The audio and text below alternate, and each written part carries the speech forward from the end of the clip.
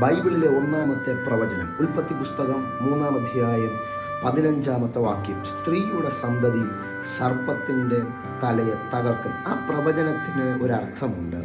അതിങ്ങനെയാണ്: പിശാചേ, നീ സ്ത്രീയിലൂടെയാണ് മാനവകുലത്തെ മുഴുവനും പാപിയാക്കാൻ പദ്ധതിയിട്ടെങ്കിൽ അടുത്ത ഒരു സ്ത്രീയുടെ സന്തതിയിലൂടെ തന്നെ നിന്റെ തലയെ തകർക്കുവാൻ ദൈവത്തിനും പദ്ധതിയുണ്ട്.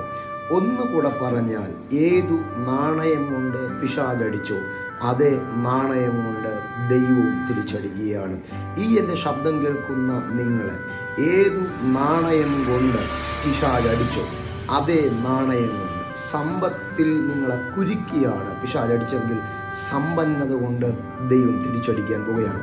രോഗമിട്ടാണ് നിങ്ങളെ അടിച്ചെങ്കിൽ സൗഖ്യം കൊണ്ട് അവൻ തിരിച്ചടിക്കാൻ പോവുകയാണ്.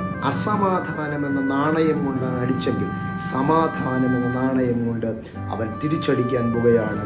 ഏതു നാണയം കൊണ്ട് പിശാചടിച്ചോ അതേ നാണയം കൊണ്ട് ദൈവം തിരിച്ചടിക്കാൻ പോവുകയാണ്.